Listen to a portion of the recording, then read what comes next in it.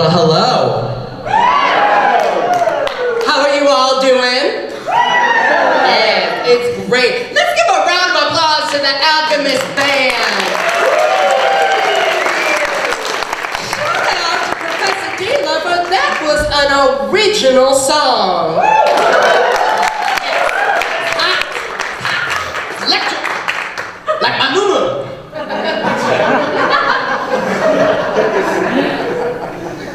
So I woke this morning, and I had a question in my mind. In the Garden of Eden, what if, when God was banishing Adam and Eve said no? Like imagine God filled with all of his Old Testament rage, showing Adam and Eve the door, and they put their foot in the ground and they say, hell no. Like, what would God have done? Because here you have Adam and Eve imbued with this amazing power of free will. Did they see no other solution or no other possibility than to leave? Because they were filled with such shame and fear. Maybe if they didn't have that shame and fear, they would have opened up to the infinite possibilities. This has nothing to do with my talk. This was just the question. Ponder that in the days to come. Now, this may be hard to believe, but I was not a theater kid growing up. No. I know.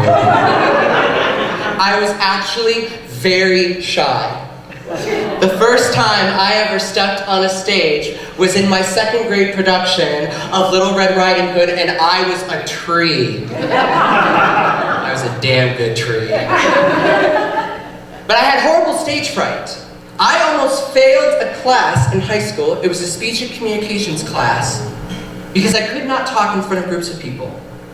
And every time my teacher called me up to give a speech, I would get very nervous and I would start to sweat. And then I would get dry mouth. And then I would start to cry, which is oh so great in high school. The first professional play I ever saw, I was a freshman in high school, I saw The Importance of Being Earnest, which explains a lot. The first professional musical that I ever saw, I was 18 years old and I saw The Lion King, which explains even more.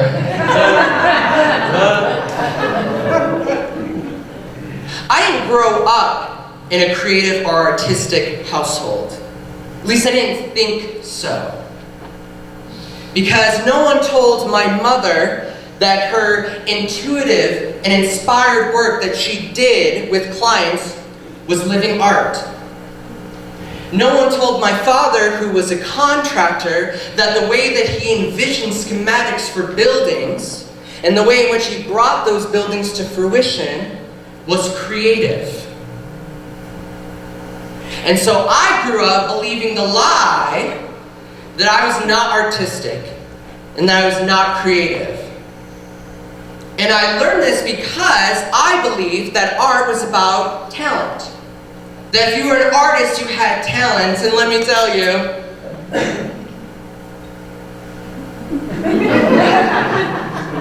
whenever I opened my mouth to sing, people would cringe. Because apparently, I didn't know this, there's this thing in music called notes. And apparently when you are singing, there are things called correct notes. And I always marched to the beat of my own drum and just invented whichever one I felt like singing. Yeah. And I didn't, yeah, amen. And I didn't think I was a dancer because I wasn't classically trained, and I didn't think of myself as an actor because I didn't have a resume 3 miles long by the time I was 15. Even when I first started performing as a drag queen, I didn't think that what I did was an artistic expression. Instead, what it felt like was a yearning that came forth from inside of me that wanted to express itself as a woman. And I was a damn good woman. Still am! I am beautiful, expressed myself, I did like I was Madonna.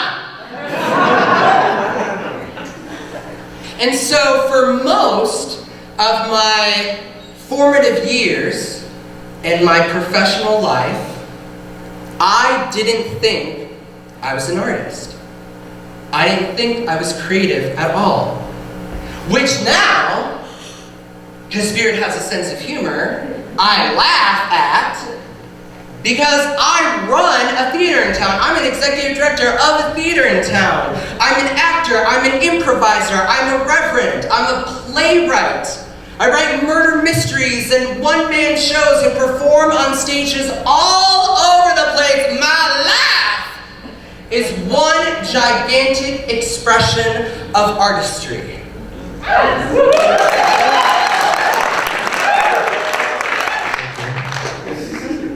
Something, though, that I hear quite frequently when I talk to people is that they, too, share the belief that they are not artists.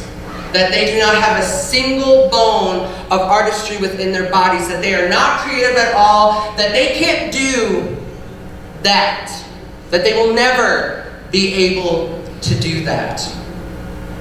And yet, I feel from them this overwhelming desire and want to be an artist, to express themselves in a unique and beautiful way. And when they share these desires with me, I always ask them, why? Being an artist is rough. It's hard, it's vulnerable, it's grueling, it's exhausting. You want to cry pretty much all the time, and you are crippled with self-doubt because you question every single one of your decisions at all times. And yet, it's also everything else. It's beautiful and magical and wonderful, and it gives your life such purpose and such rich meaning. It's exhilarating. It's amazing, and I absolutely love it. So we have this belief that we hold about ourselves, and we couple that with the spiritual understanding that we ourselves are a unique creation of spirit. That we ourselves are part of a masterpiece. We are a brushstroke of that masterpiece. Vibrant and completely ourselves. And so how do we reconcile these two different worlds? The world that believes that you're not an artist and that you're not creative, and yet you yourself are imbued with creator power. That you yourself are a magnificent work of art. And the same magic that created you lives inside of you. And so, is creativity just reserved for artists? Is being creative an identity? A state of being? Or is it an energy that you tap into? And creativity is something that you actually exhibit and call forth and bring into fruition. I teach theater to elementary school and middle school kids. They are just freaking precious. Except for the kindergartners. They're gross. And the 6th and 7th graders are obnoxious. Really, 3rd grade is just the prime age. Middle of the road. It's great. And when I teach theater to them, I always begin in exactly the same way. I always tell them that story of my upbringing, because there's nothing I enjoy more in this life than talking about myself. But I share it because I want them to know that at the end of our time together, I don't expect them to be actors and actresses. I don't expect them to go out and see every play and every musical that has ever been created. Don't. Many of them suck and are not great. If you're looking for a list, I have one for you. And I don't expect them to love theater as much as I love theater, but the reason why I share the story is because at some point, they are going to have to stand in front of a group of people and talk. At some point in their lives, they're going to have to work in a group with people they may or may not like, and create something, and find creative and inspired solutions that didn't exist before. And at some point in their life, they're going to have to take cues or direction from a teacher, a coach, a director, a boss, someone. And the more that they can learn how to take in that feedback and work with it, it's going to set them up for success no matter what they choose to do in this life. That's why I share that story with them. After I share the story, I say, okay,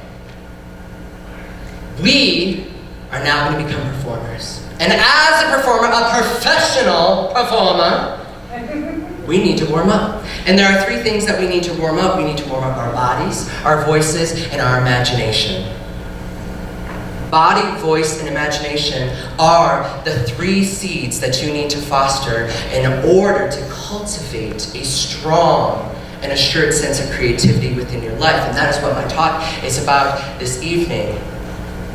Now, there's so much that I can share about this, and I'm just going to give you a brief overview about each of these seeds, how they interact with one another, and how they ultimately lead to a creative self. If you are interested in learning more, the Alchemists have a powerful and transformative class of how you can harness your creative and imaginative and inspired potential and bring that forth into your life. There will be a sign up at the merchandise booth. For more information, you can also talk to me afterward. Thank you so much. Shameless plug.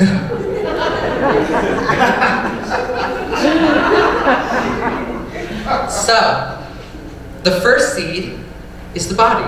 Now, when I work with kids, or really anyone, we're usually talking about the physical body, warming up the physical body. But in this case, when we're talking about inspiration, when we're talking about creativity, we're actually talking about the body of knowledge that you possess within you. We are talking about the specific skills that you have honed, the trainings, knowledge and wisdom, your life experiences. This is the body that we are talking about. Because each of you have walked a path that is uniquely your own, and no one else can really, truly understand what it is to be you. We try damn hard, don't we? We sit there and go, I get you. I know exactly what you're going through. Lies. Because there's no one like you.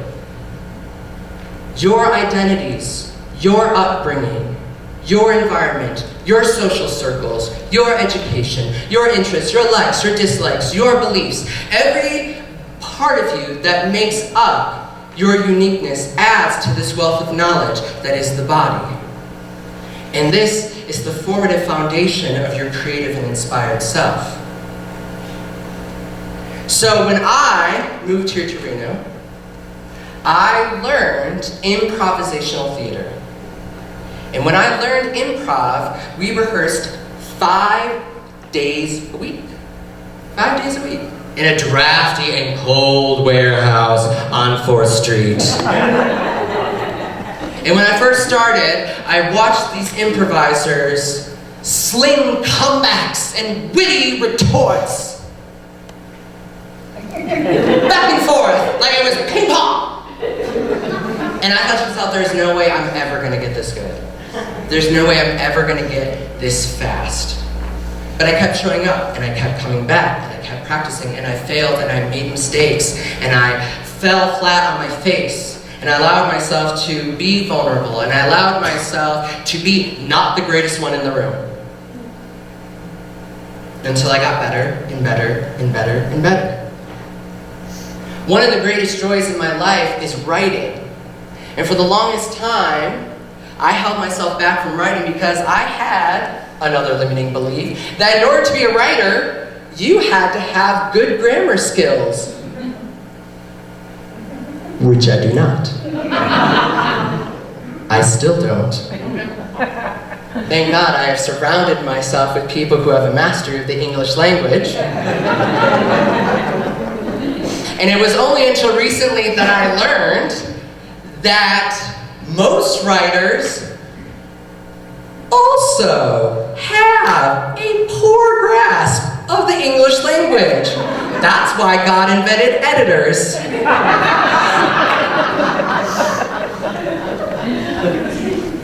But I had this desire to write, but I wasn't trained. I didn't go to school for it. I didn't know what I was doing. I didn't take any classes. And then someone told me something that has stuck with me my entire life, and that is write what you know. And so, after a deep meditation that I didn't do,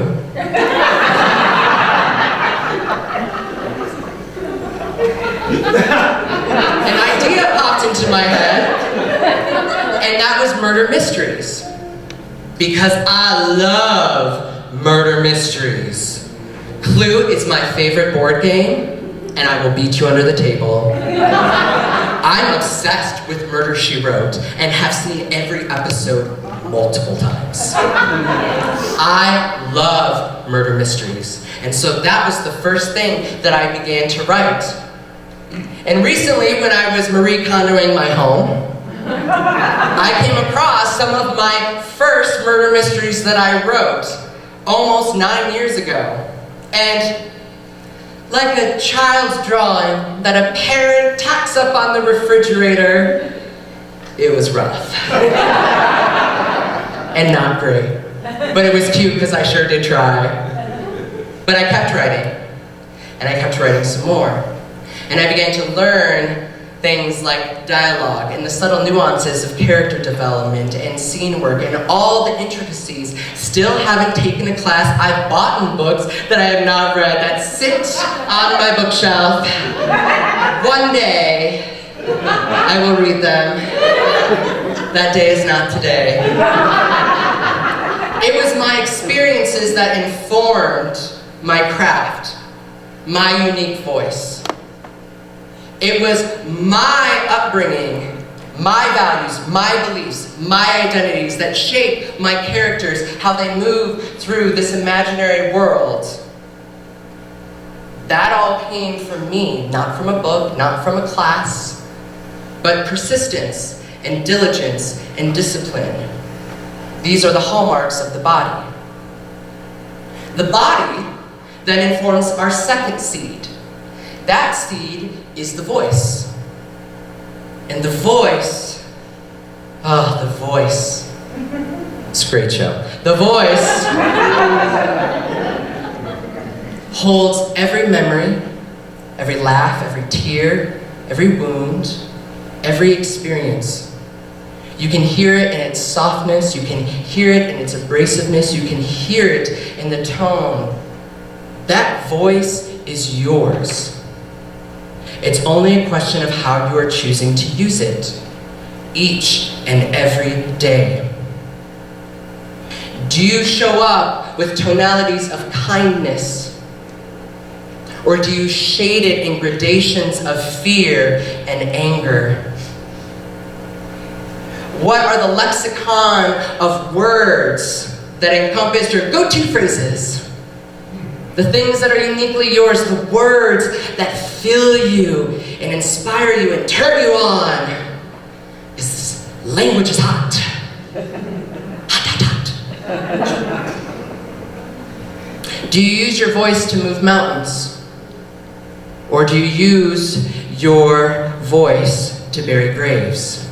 Do you use your voice to uplift, or do you use your voice to downtrod others?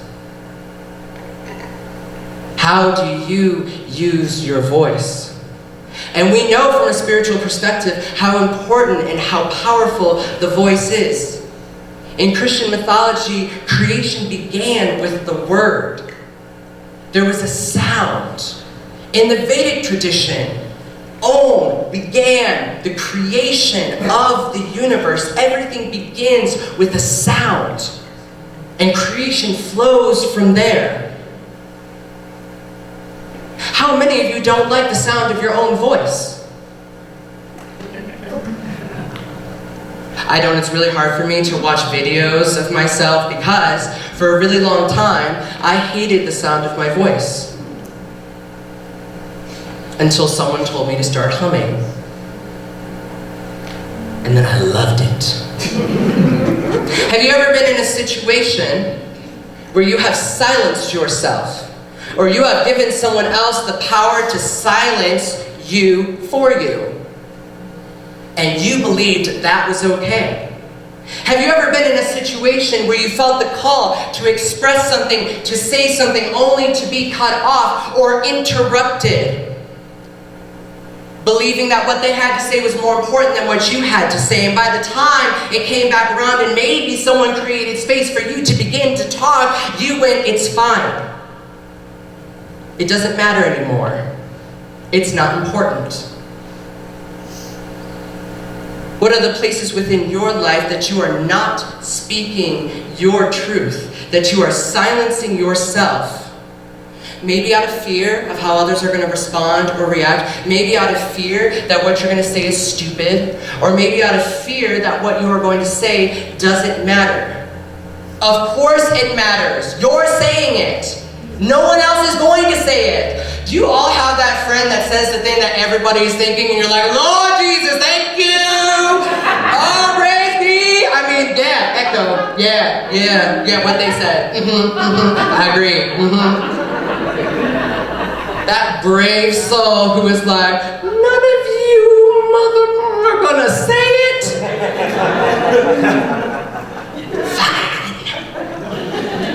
I aspire to be that person. And so, body and voice then come together and they shape our imagination. Now, the imaginative seed is the most important part of creativity. Without imagination, you will not have creativity. Body and voice help imagination, but you could do without them. But imagination, you cannot. Imagination is the fertile soil, the fertile garden of your mind. It's where all things come out of existence. Continuing with our creation stories, in the Vedic tradition, there was nothingness until Brahma thought everything into existence. In Norse mythology, which I'm reading Norse mythology by Neil Gaiman right now, I highly recommend it.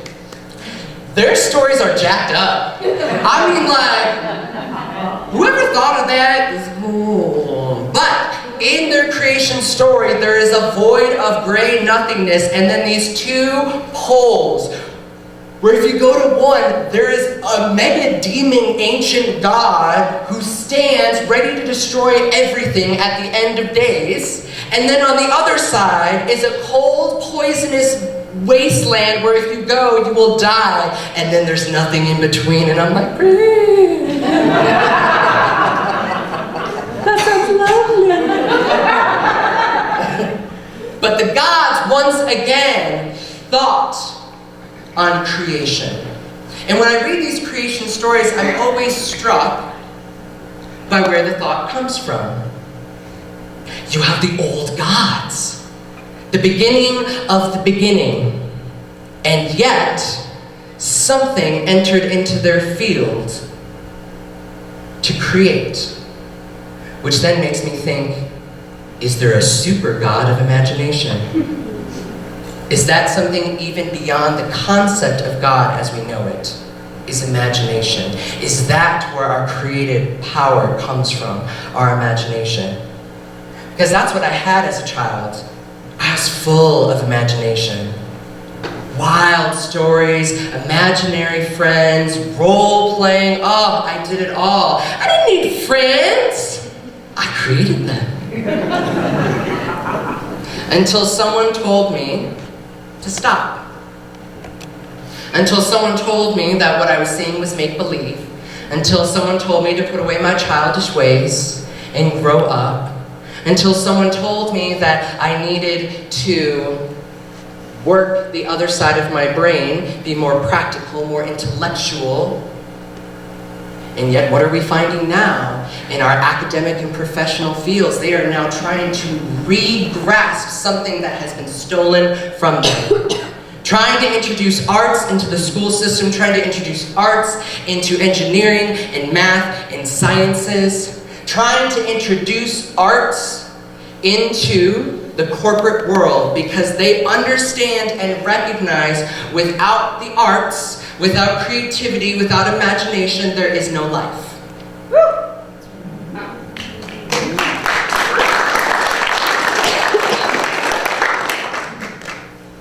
And so, we have our imagination, and these three seeds come together to grow your creativity.